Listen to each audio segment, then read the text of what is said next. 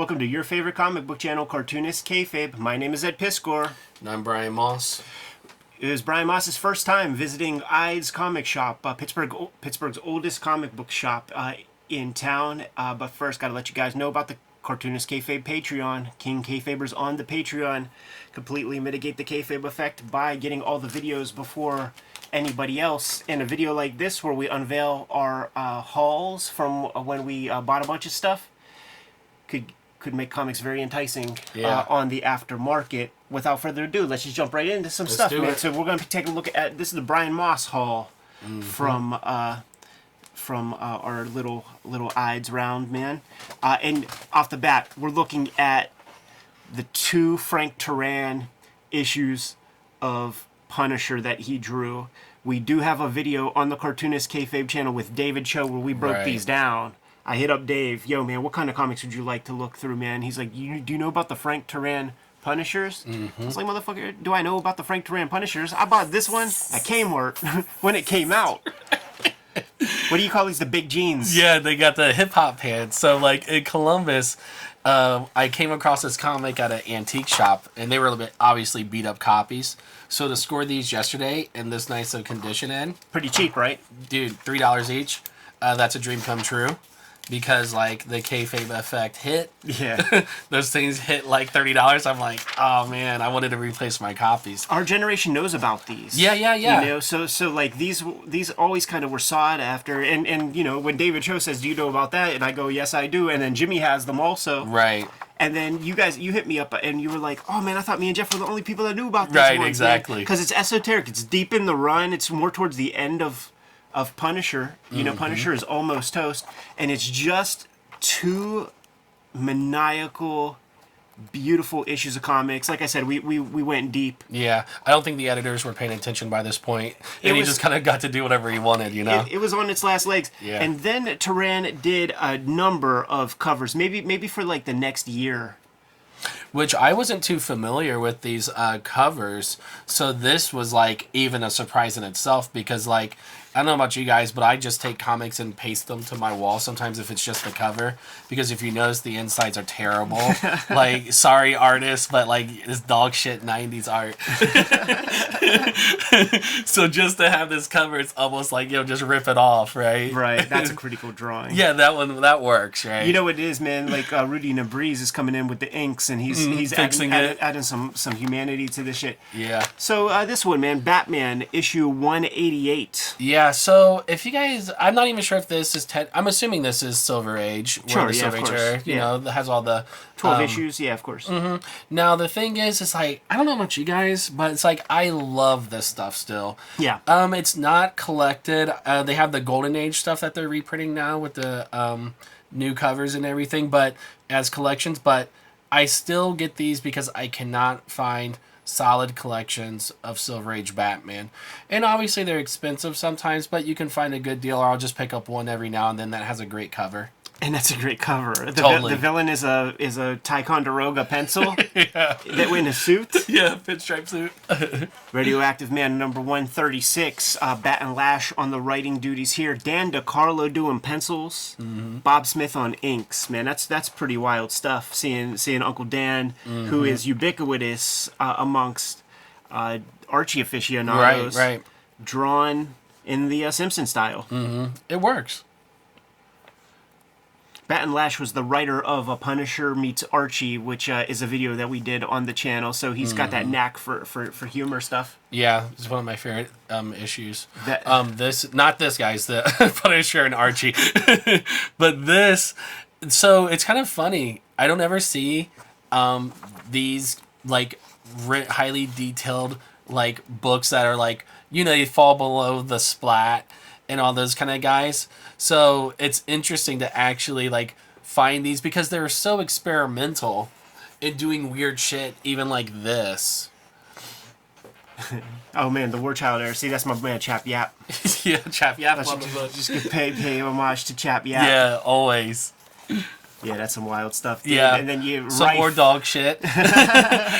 So I'll buy a lot of stuff because it's like you're not going to see it. You have to get it. And who, Ed, in their right mind would use this much magenta? Like, does that make him look tough at all?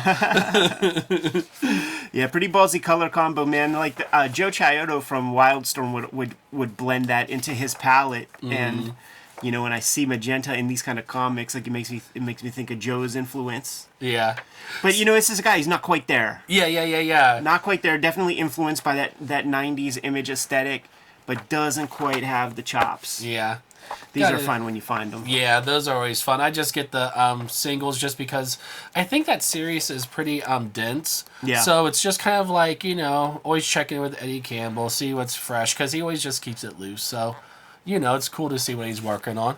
This video was brought to you by the Cartoonist Kayfabe Patreon. 3 different levels of support at the Cartoonist Kayfabe Patreon, including the King Kayfaber level, which completely mitigates the kayfabe effect by delivering those supporters all the videos before anybody else gets them.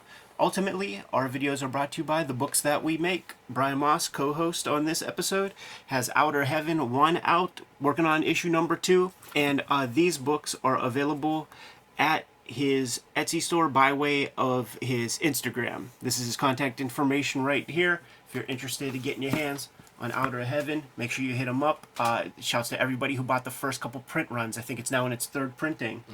Hip Hop Family Tree Omnibus is coming to you soon, in time for the holidays. Collecting all 4 volumes of Hip Hop Family Tree for the 10-year anniversary. This is going to be a 504-page hardcover book with 140 pages of extras, including a lot of artwork I drew exclusively for this book. The X-Men Grand Design Trilogy is coming to you at the end of the year also. Some volumes of X-Men Grand Design out of print right now. Get the handy dandy collection, you get it all.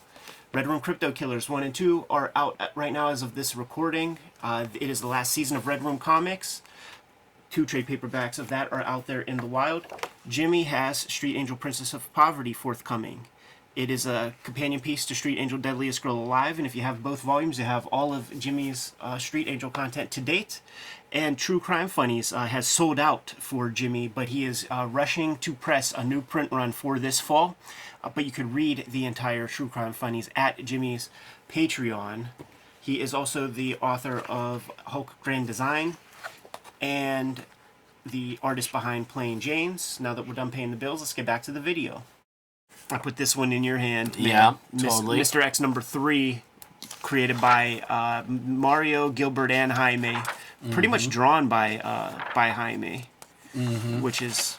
Yeah, you can see the sensibilities in the female forms and characters and expressions. Pretty freaking cool, man. I like the approach with the almost like Bauhaus kind of aesthetic of, you know, or like film noir. Yeah. And then that right there, that's fun. You know, just something that's like Gilbert that. drawing. So they're both putting drawings down on the pages. Yeah, I think they did the first 4 issues, and I do have them, and that will be a video at some point. Yeah. This, I don't know what the hell this is. Oh, this is Aerosol Comics. Like I'm a devotee of this, and if you get the right ones, you got a Guang Yap Dragon Ring, but Del Keon comes on later. Oh, really? Yeah, okay, that's exciting. What year would that have been? Oh, this is like 86. The comics boom. But Guang Yap, I mean, look at that. That's pro. Yeah, that's it's beautiful. He goes on to like do comics for the big 2 for sure. Yeah. He does an issue of New Mutants Extinction Agenda over top of Rob's Ruffs. Nice. So the dude has chops. Yeah. One of the guys who also comes from Aerosol Comics is Dave Cooper, and we did a shoot interview with Dave, talking a lot about the Aerosol era days. Pat McKeown, he would do backups in like Weasel with Dave Cooper. Yeah. He drew Grendel Warchild also. Okay, yeah, I have that. So you can see this dude has freaking chops from the start. I don't know what he's up to now. I heard rumors of animation. Yeah, that makes sense. They usually go into that And there's Dave Cooper right Yep. there, dude. So you got Totally. you got a we got a good gym. solid crew. I'm a collector of aerosol. This is my first introduction to the aerosol stuff. So this is great. And this is one of my favorite dudes from the aerosol days, man. Warlock 5, you get the first like 17, 18 issues of that. Denny Bouvet or something is the name. He did the Alien miniseries after the black and white first one, I think. It might be before the Sam Keith one. Right. Obviously, Ren and Stimpy can't go wrong. This is like Dan Slott was the writer on these early shits, man. Yeah, look at that. Oh God. Yeah, he was in the game early with this kind I didn't of bullshit. realize that. Mike Cazella, the artist of Captain Jack, who actually did work with John Kay at Spumco, even going back into the Mighty Mouse days. Oh, nice. Yeah, it's always interesting to find these because I don't collect them. Not out of any reason besides, just, convenience. So it's one of those things where, like, kind of, because, they were just making so much money at this time off licensed books, The Beavis and Butthead book was a big hit. Yeah. So why not try to get another bite at that apple? Yeah. And so a lot of this stuff is kind of nostalgic because I would see this in newsstands, as a kid. So it's kind of like, oh, yeah, let's tap into that, see what's up. I remember when that Dragon Strike, the VHS tape, man, has Malibu, the American Gladiator, because he was too much of a puss. The documentary. He blinks blinks too take a much. hit. Blinks too much, man. Yeah, can take a hit. Little Rick Veitch piece. Yeah, you can't go wrong there. I have it as a trade. Nice to have that cover. Yeah. Great methods and materials. Yeah, Airbrush. Doc Martin dyes. Yep. Rick Veitch won the goats. He is on my Mount Rushmore. He's a top 5 cartoonist for me. We've got a big video on Brat Pack. We've got a great video on Max Immortal. Yeah, which is incredible. We have probably a 2-hour shoot interview with Rick Veitch, and we have not yet done the one, but we need to. Yeah, the one is definitely. And then here, man, tell the people what we're looking at, dude. So we, as you know, I'm a big fan of like all the image creators and everything, and all they always talk about is collecting those first 100 issues of Fantastic Four. They'll talk about having a spinner rack with the first 100 issues, and I'm like, dude, that is such a passive, awesome idea to just collect them because you get the actual to experience it, like, because I've always experienced it in the essentials.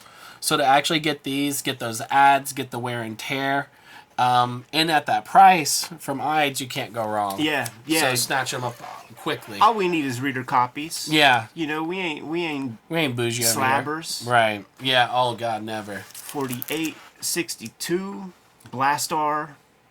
And I think these have personality, This is a motif of Kirby. He did a bunch of like the guy kind of bound to an asteroid kind of images. Mm-hmm. The later you get, man, the tighter the synergy between Sinnott and Kirby. Mm-hmm. So these were cover. So these were just, I was elated when I seen these and just grabbed them, So I'm really happy. I have probably about 25 issues, throughout the first 100. So it's really cool to expand that collection. All right, drum roll, Eddie. All right, do it.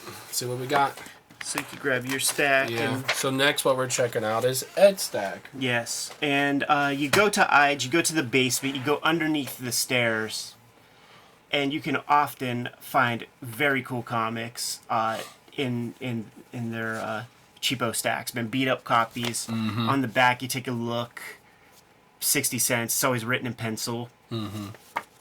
And I'm a Kubert mark, so when I see some cheap GI Combats or whatever, he was the editor on this, and you never know who is going to show up doing the art duties.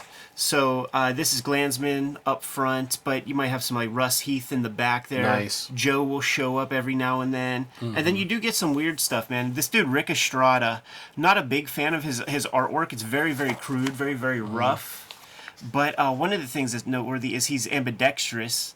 So he can draw with both hands, but maybe you should practice more with one hand, is what I'm thinking about. Yeah, some of these weird tangents. That looks like straight for the jewel sacks, doesn't it? Yeah, it's like balls view, dude. Exactly. All day. Sergeant Rock, if it's not Kubert, like you get like a Russ Heath joint, and that's what we're exactly looking at right here, man. Russ Heath looking super sharp. Yeah, it's kind of wild, the rendering and details, even how they still hold up really well. That the paper hasn't just smudged to death. And you could always tell when Joe Kubert is like fussing on the page though, and like adding a little something. These back pages during later years, like the guys like Rick Veitch and Steve Bissette will get their first opportunities in print in the back here, and then sometimes in the back you get little hints of the Filipino cartoonists will show up, but I don't know who this is, but it looks pretty cool. Another Russ Heath. Yep. From the looks. Keep them in the front. We know what sells. Yeah. Then you got this like sad sack bullshit later, man. Sam Glanzman. Yeah, it's like just look at the front half. Yeah, like that's beautiful. Pretty cool cover. And this is unmistakable Joe Kubert right up front, man. So always a gem when you get some Uncle Joe comics in the mixture. I've always been impressed with just like his consistency. Yeah. Throughout the years. Yeah, for sure. He always drew well. Always drew well. Yeah. Kona's, man. I am putting together a run of Kona. These were made aware to me by that Art Out of Time book that Dan Nadell put together as being like one of the features that was highlighted. And this is pure Sam Glanzman. Wow. We just saw him in the GI Combat, but for what is this, Dell? Yeah, for Dell, he did like a 20-something issue run of this Kona series, and it's just very odd stuff. Man Out of Time, yada yada. But you got some avatars in there. I always I'm putting together a run, and I'm putting that run together just in the basement of that's so fun. Eides, a buck a piece. Can't go wrong. Dark Horse Presents 9. Dark Horse Presents, like Marvel Comics Presents, or like Chevelle Noir. Like, anytime I see those kinds of anthology titles, I scoop them up. Yeah. I scoop them up because you'll inevitably get, like, at least one cool thing. And sometimes it puts you on to artists that you never knew. And you might just be surprised. Another great one of those anthologies around that time was also that Negative Burn. Do you remember that one then? Oh, you know what? Roma is John Workman. Fossil is Tony Selmans. Okay. Yeah, this is the Dakota North guy. Negative Burn, absolutely. Yeah. Absolutely. A lot of great heavy hitters in that anthology. We just looked at a book that was called Alan Moore's Songbook that collected a bunch of Negative Burn strips that people drew using song lyrics from like his childhood band or something, his teenage band. Yeah, pretty cool thing. Gen 13, Monkey Man O'Brien. I think I have issue number 2. I think there were 2 issues, and if not, I have a different cover for issue number 1 because I do not have this comic. Art Adams, right? Art Adams, of course. Yeah. Script and pencils, different inker. Actually, let me look in it because it might be familiar. Because I do have a Monkey Man O'Brien Gen 13, but you know how you could get waxed sometimes, man, with them variant covers. Right. And of course, a big influence on somebody like J. Scott Campbell. Right, totally.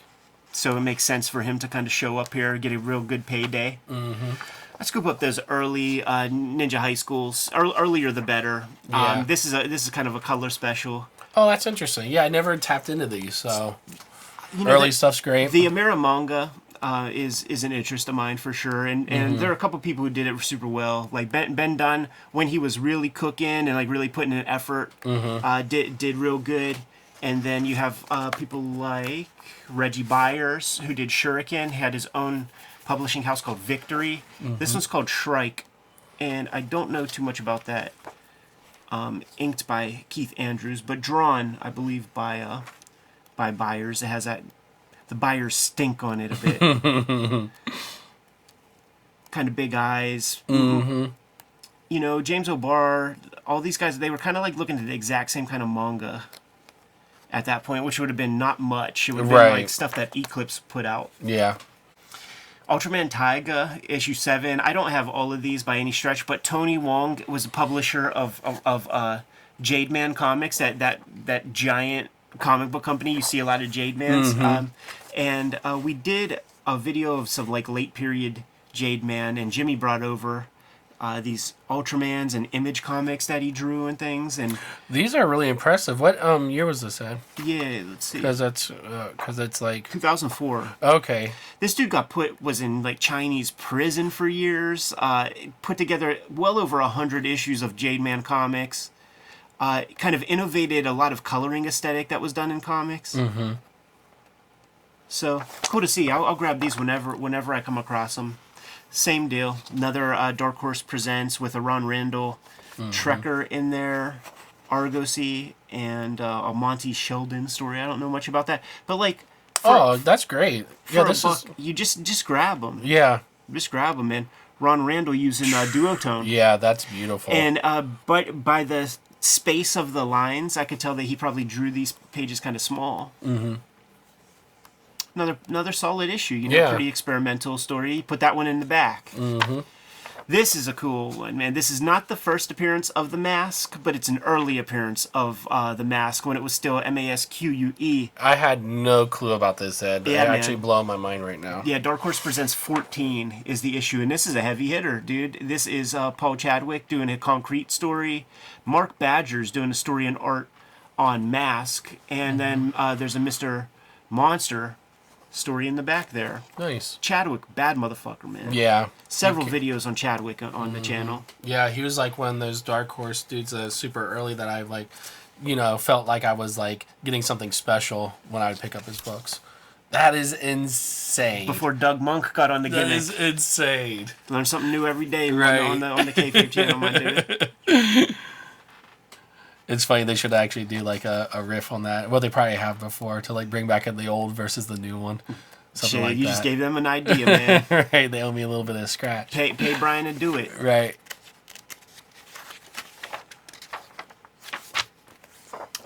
Supreme, number 15.